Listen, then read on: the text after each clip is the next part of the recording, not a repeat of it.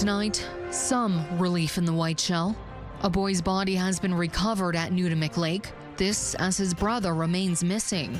Also tonight, not his tenants, but maybe his problem. I was furious. Why a landlord is being ordered to clean up a homeless encampment. And later, to the rescue. I could hear the young calves crying out. How a pod of beached whales got back in the water.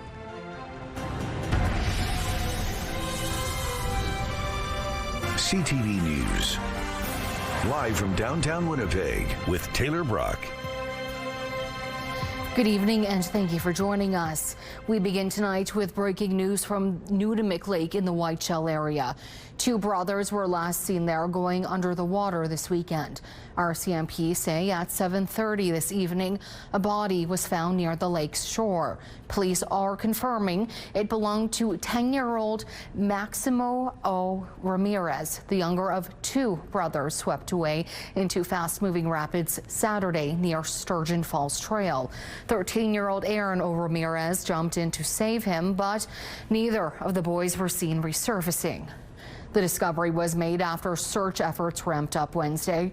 Over the past 24 hours, additional dive teams and fire departments came to help search Nutimik Lake. Some friends of families are just coming in to do, wellness checks on them. Very, very grateful that sisters and brothers have been able to show up. Search efforts to locate 13-year-old Aaron O. Ramirez continue. A landlord is furious. The city is ordering him to clean up garbage from a homeless encampment. The camp is behind one of his buildings. A compliance order says if he doesn't do it, the city will do it for him and charge the cost to his property tax bill.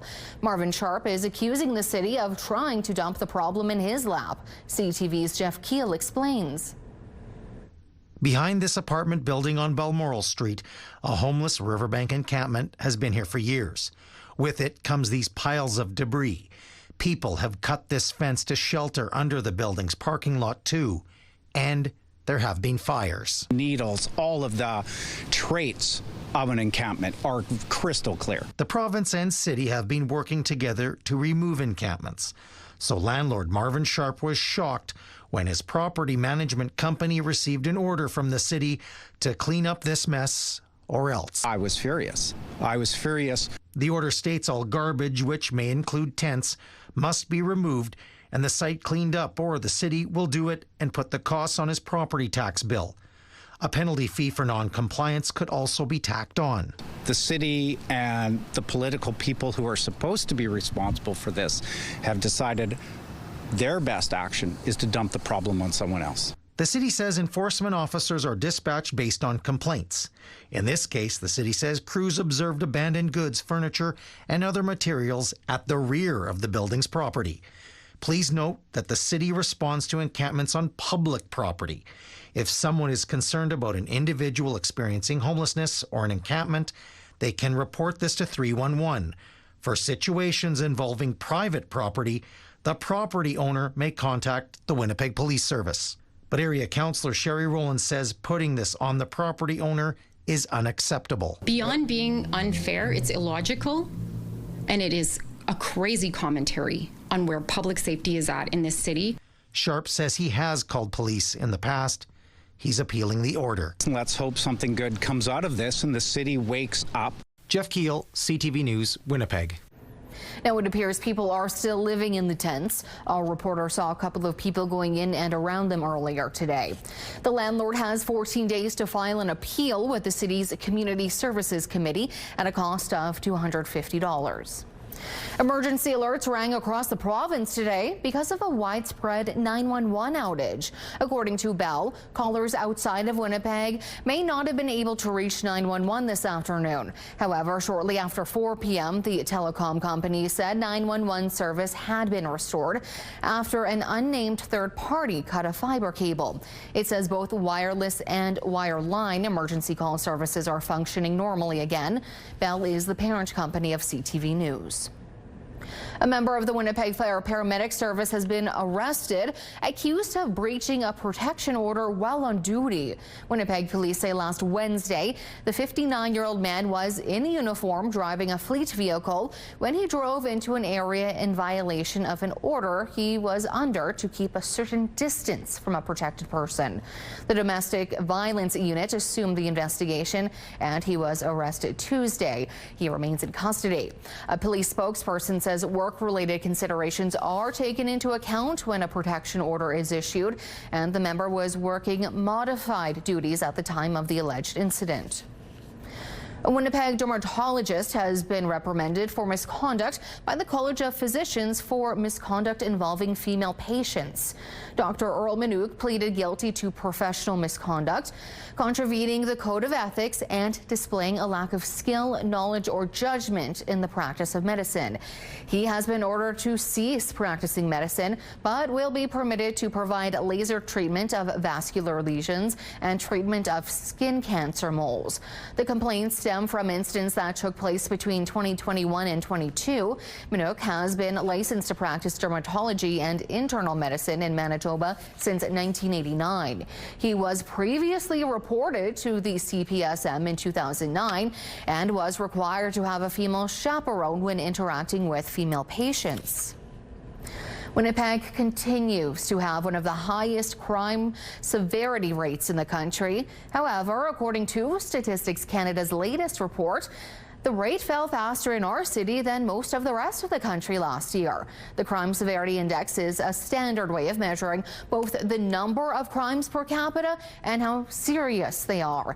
In 2025, Winnipeg had the 5th highest rate in the country, but it also fell by 9%, nearly double the national decline. Countrywide, the crime severity rate fell for a second straight year, driven by fewer break-and-enters, vehicle thefts, and homicides. Some aspiring scientists and doctors are receiving hands-on training here in Winnipeg this week. Once you have a 3D data set, there's a ton of stuff you can do.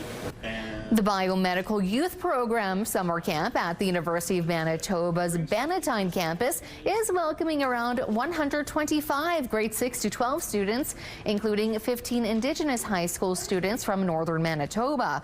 Over the week, they're exploring careers in the health and biomedical sciences through a series of workshops. Today, that included 3D microscopy, heart dissection, and plasmid isolation. This is an awesome experience for me because I never got to do anything like that in my res. So whenever I see something, I just get so surprised and interested in it. Staff include graduate and undergraduate students at the University of Manitoba. Organizers say it's the 15th year for the camp. Winnipeg Comic-Con has announced its first wave of celebrity guests for this fall's event. You can expect the usual fan favorite special events, a costume contest, and live entertainment. But a big draw for the festival is actor Giancarlo Esposito. He's best known for his role on Breaking Bad and Better Call Saul, playing the suave and dangerous Gus Fring.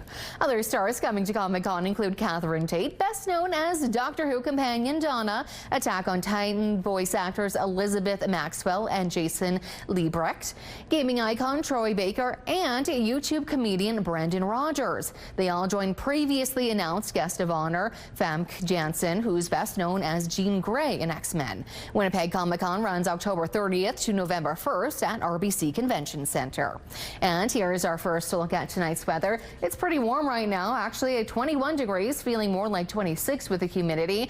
We are seeing a few clouds in the sky with pressure rising and humidity sitting at 75%. Tonight in Winnipeg, temperatures will drop to 18 degrees. Now, on one hand, we'll see a sky mostly clear of clouds. However, we can expect smoke in the air tonight and tomorrow morning. Tomorrow, 20 degrees starts us off. A single arrow can be broken easily, but a bundle of arrows cannot be snapped. New tariffs, old tactics. Huop Canoe is advising to pick its battles after the break. Amid the latest looming tariff threat from the U.S. president, Premier Huop Canoe struck a defiant tone at the First Minister's meeting in PEI this morning. It's clear that the booze bans are having an impact. and as we negotiate and try to remind Americans that the cost of living is more expensive because of Donald Trump, because of his tariffs and because of his war in Iran, we're going to continue using those tools that give us leverage, and the booze bans are one of those tools. When asked if he was open to Canada leveraging energy exports to the U.S. in trade talks, Canoe said Trump's war in Iran has already increased gas prices, quote, more than we ever could. Instead, he said Canada needs to pick its battles and alluded back to the booze ban and other measures the federal government is considering. However, he refused to get into specifics. The premier was also asked whether the separation movement in Alberta and the rise of separatist politicians in Quebec is fraying national unity. Well, there's that old saying, right? Like a single arrow can be broken easily, but a bundle of arrows cannot be snapped. And so national unity is important, especially when we're going up against a much larger opponent like the American economy. Canoe and his counterparts will be meeting with the Prime Minister tomorrow. Canoe says he expects to hear more details of the ongoing CUSMA negotiations and potential next steps. Canadian Blood Services is appealing for donations due to a shortage in the country's blood supply. CBS says the national supply has declined by nearly 20% since June 1st. There is now limited supply of several blood types, which the service says is not sustainable for patient care.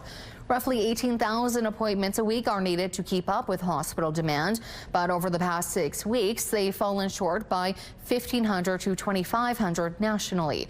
A spokesperson in Winnipeg says as a result of that drop, they're keeping fewer units of blood on hand. Summertime is a time where routines change. Folks are going out to the lake or cabin or taking time off. But yeah, this summer we're feeling that impact even more. Don't know the exact cause of it, but we do know the solution is folks coming out to donate blood and bringing friends and family with them. Brett Lawrence with Canadian Blood Services says spending 10 minutes in a donation chair can save as many as 3 lives. You can make an appointment online by visiting blood.ca. Police are warning the public to be vigilant after they say a woman was sexually assaulted at random in central Winnipeg Sunday evening. It happened in this area on the south side of Portage Avenue, near the intersection of Broadway and near a side street called Picardy Place. Police say the woman was grabbed, threatened, and pulled into an alcove where she was choked, robbed, and sexually assaulted. The suspect is described as a man in his 30s, approximately 6 feet tall with a heavy build and short, spiky dark hair. He was wearing black shorts and shoes and no shirt. Anyone with information or video footage is asked to contact the Sex Crimes Unit or Crime Stoppers. A 36-year-old woman is dead and 3 others injured following a single vehicle rollover in the Interlake. Police say it happened shortly after 6 a.m. Tuesday, roughly 5 kilometers north of Narcisse on Highway 17. Mounties say the northbound vehicle, driven by a 23-year-old man from Peguis First Nation, veered into the opposite ditch before crossing over to the other ditch, where it hit an approach and rolled. The woman, who was also from Peguis First Nation, was ejected from the vehicle and died at the scene. The driver, along with a 33-year-old woman and 17-year-old boy, were treated for non-life-threatening injuries. The investigation is ongoing. If you've been putting off getting your car inspected for hail damage, you're going to want to move quickly. MPI is winding down its Main Street Hail Response Center. The Crown Corporation says it's doing this in order to focus resources where they're most needed. The last day for appointments will be July 31st, and those scheduled through then will remain on the books. Starting August 1st, the center will return to offering its regular estimating appointments. Its Gateway Center will continue offering initial hail assessments. MPI says it's responding to over 34,000 weather-related claims since early June storm.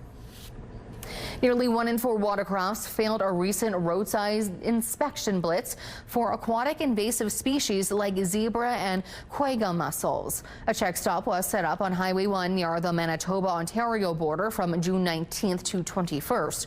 Over the 3 days, officers inspected 455 vehicles transporting 502 watercraft and related equipment. They were checking to see if they were cleaned, drained, and dried before being transported between waterways. 382 watercraft passed. 120 failed this inspection. 13 required decontamination, and 1 had visible zebra mussels present.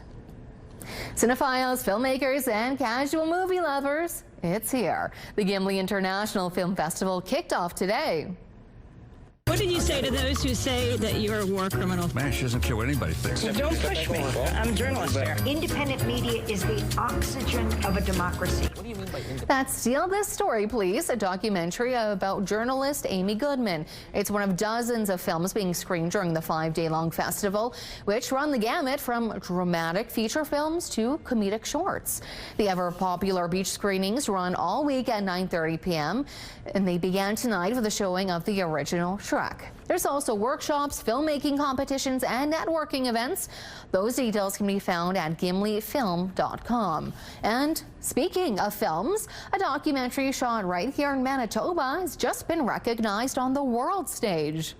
We used to be hunters and gatherers, and sometimes the modern world, it's just not enough. And I think deep down in our soul, we're looking for more.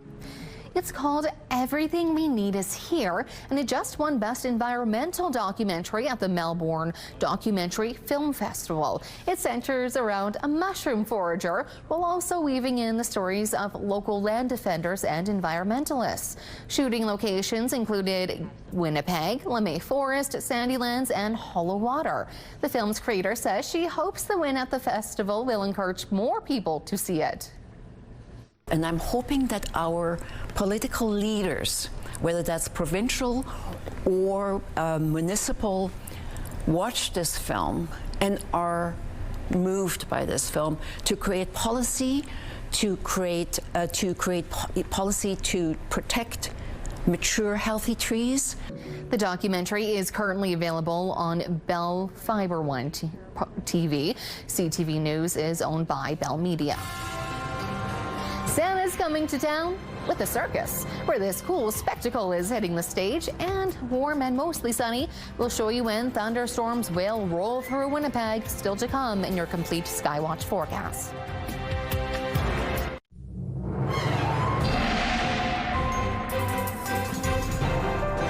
Tonight's Skywatch pick of the day comes to us thanks to Norman, who snapped this shot of the polar bear family you see here enjoying the beautiful day today. You can send your weather photos to winnipegweather@ctv.ca. Hopefully you were able to, oh look, I'm even matching the polar bears. Hopefully today you were able to get out and enjoy the beautiful weather, because we are going to be seeing some rain really across the whole province and northwestern Ontario over the next couple of days. We are seeing particularly tomorrow a chance of some showers in places including Thompson throughout the day. Here in Winnipeg, well, we're not likely to see this system fall on us. There's a chance folks in Barons River could, as well as over in places like Kenora. However, the big storm is still on its way. So as you can see, we're watching this particular system further north, right along the border.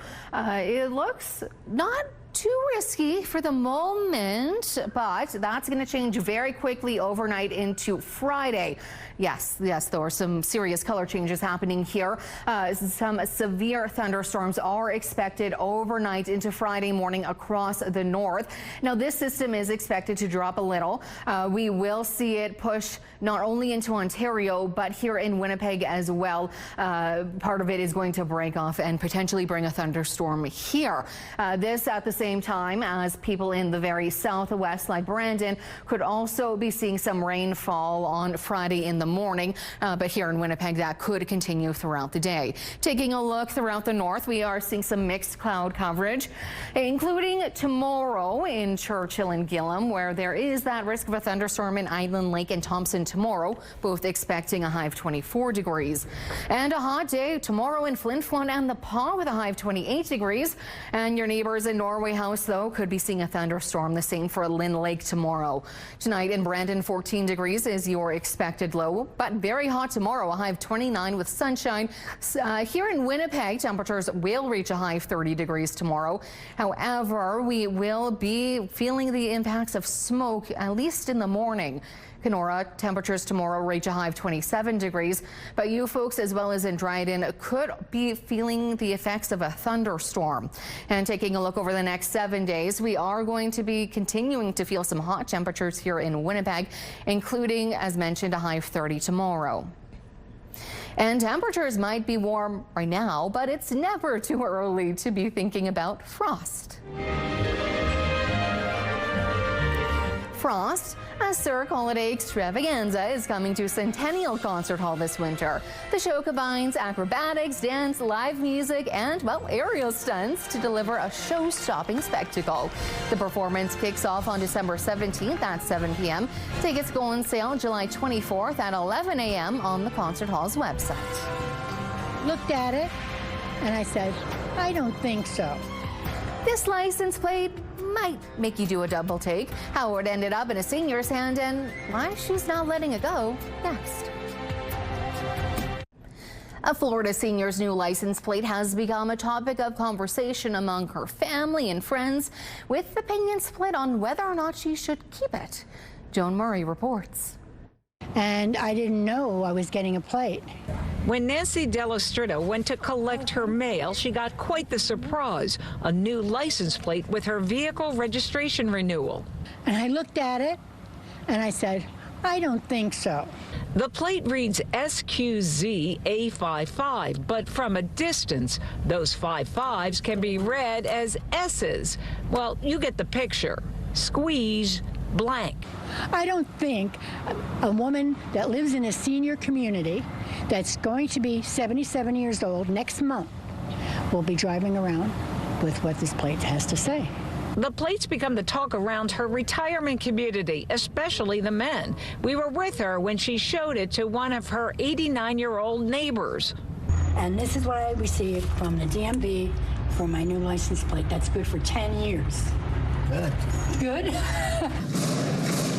Florida license plates have been made at a state prison in North Florida for almost a century. Then they're funneled through the county agencies. Nancy's plate was mailed from the Broward Property Tax Collector's office. We went there to try to help her get some answers.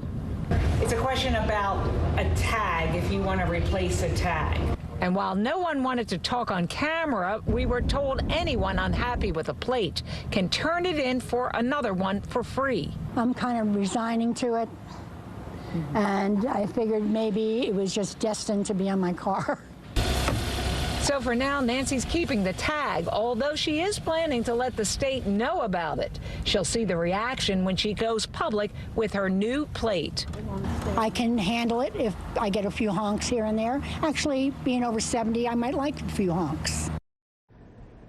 A friendly reminder that Florida license plates feature two oranges, which are the two round circles on that license plate.